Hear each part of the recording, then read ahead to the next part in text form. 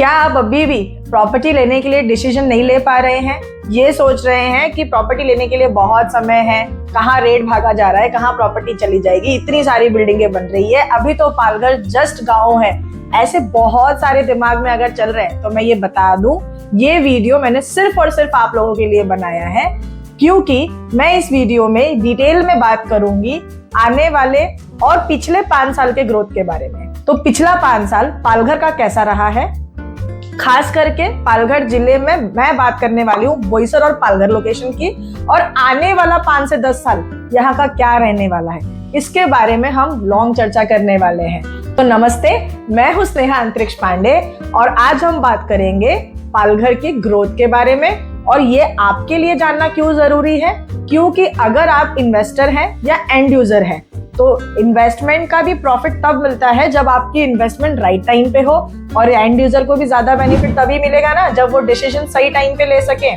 तो इसके लिए चलिए हम शुरू करते हैं। अगर मैं बात करूं 2018-19 की, तो 2018-19 में प्रॉपर्टी का रेट यहाँ पे काफी स्टेबल था।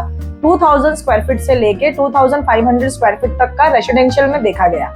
लेकिन जैसे ही 2019 और 20 में ये अनाउंसमेंट हुई कि रेलवे ट्रैक जो अभी 2 ट्रैक पे है वो 4 ट्रैक हो रहा है, और 4 ट्रैक अभी मुंबई से लेके चर्च गेट से लेके वेस्टर्न लाइन में विरार तक अवेलेबल है, अब वही कंटिन्यू धानु तक होगा जिसका काम शुरू हो गया है। वैसे ये देखा गया कि यहाँ पे प्रॉपर्टी के रेट धीरे धीरे बढ़ गए। उसी साल 2020-21 में आप और मैंने मिलकर एक बहुत ही क्रिटिकल फेज को भी फेस किया, जो था कोविड-19। उस कोविड-19 में कई लोगों ने अपने घर को खोया और कई लोगों ने अपनों को ही खो दिया, और बहुत लोकेशन में हमने ये भी देखा कि प्रॉपर्टी के रेट धड़ाम से नीचे भी गिरे, फ्लक्चुएशंस काफी मिले। लेकिन उसके कंपैरेटिवली पालघर डिस्ट्रिक्ट में ये देखा गया कि यहाँ पे प्रॉपर्टी के रेट्स उछाल पे आए। लोगों ने बढ़ चढ़ के, कोविड जैसे ही लॉकडाउन ओपन हुआ तो लोगों ने बढ़ चढ़ के इसमें प्रॉपर्टी परचेज की, जिसका श्रेय मैं अपने महाराष्ट्र गवर्नमेंट को देना चाहती हूँ, क्योंकि उसी समय प्रधानमंत्री आवास योजना भी लागू थी और साथ साथ में महाराष्ट्र गवर्नमेंट ने स्टैंप ड्यूटी का रेट कम कर दिया था। इससे एंड यूजर्स और इन्वेस्टर्स दोनों को ही काफी अच्छा प्रॉफिट मिला और रेट्स में काफी उछाल देखा गया। पेंडेमिक होने के बावजूद भी पालघर में रेट्स में काफी अच्छा ग्रोथ देखा गया, जहां पे रेट 3500 से लेके 3800 स्क्वायर फीट तक बढ़ गया। साथ साथ में ये भी देखा गया कि नए प्रोजेक्ट के लॉन्चेस डबल हो गए और affordable homes plus premium segment भी स्टार्ट हो गए।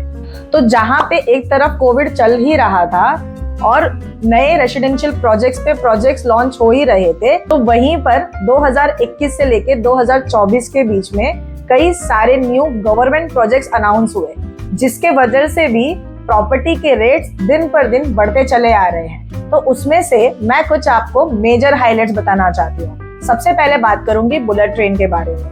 बुलेट ट्रेन जो है वो आपकी मुंबई से लेके अहमदाबाद तक है, जिसमें महाराष्ट्र में 4 स्टॉपेज है, और उन 4 स्टॉपेज में पालघर डिस्ट्रिक्ट में 2 स्टॉपेज आ रहा है, एक है बोईसर में और एक है विरार में। क्योंकि पालघर डिस्ट्रिक्ट बहुत ही बड़ा है, लेकिन हम आज इस वीडियो में सिर्फ बोईसर और पालघर के इंफ्रा और ग्रोथ के बारे में डिस्कस कर रहे हैं।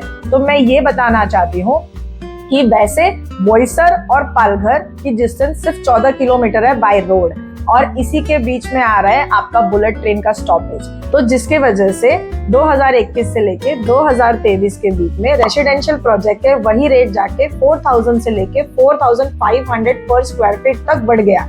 साथ साथ में और एक चीज देखी गई कि पालघर में टाउनशिप प्लानिंग से भी प्रोजेक्ट्स बनने चालू हो गए। तो जहां एक तरफ कोविड खत्म ही हुआ था और मार्केट एक तरफ ग्रो कर रहा था, साथ में स्नेहंश प्रॉपर्टी भी ग्रो कर रहा था, वहीं पे हमने ये भी देखा कि रियल एस्टेट के कई बड़े ब्रांड्स ने पालघर में एंट्री ली।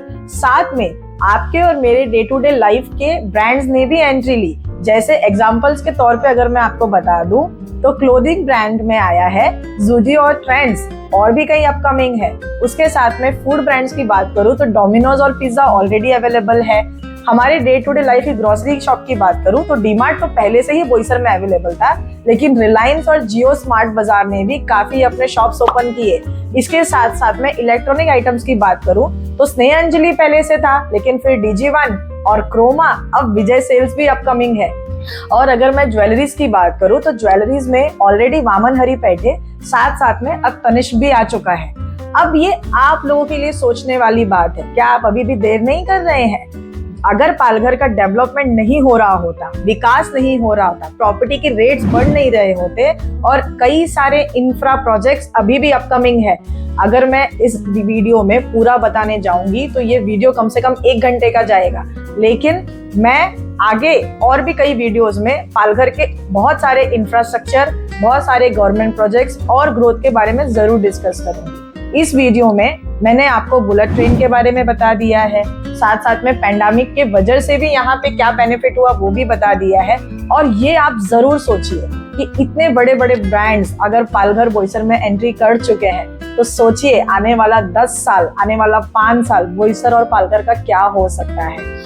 क्योंकि हम है स्नेहंश प्रॉपर्टी से और हमारा काम है आप लोगों तक सही और राइट इंफॉर्मेशन पहुंचाना, इसलिए बहुत मेहनत करके हम ये वीडियो बनाते हैं। मेरी आप सभी लोगों से रिक्वेस्ट है, जितना हो सके ये वीडियो आप देखें और जो भी कोई आपके रिश्तेदारों में, फ्रेंड सर्कल्स में या जानकारी में प्रॉपर्टी लेने का प्लान कर रहे हैं, रेट भी कम है, अफोर्डेबल में जाना चाहते हैं और एक अच्छी लाइफस्टाइल पाना चाहते हैं, तो उनको ये वीडियो आप जरूर शेयर कीजिए ताकि उन्हें काफी मदद मिल पाएगी। तो मैं आप लोगों से रिक्वेस्ट करती हूँ, मेरे चैनल को फटाफट से जाके सब्सक्राइब कर लीजिए, बेल आइकन को हिट कर लीजिए, इस वीडियो को जितना हो सके उतना शेयर करिए, कमेंट करिए, लाइक करिए, सब्सक्राइब करिए।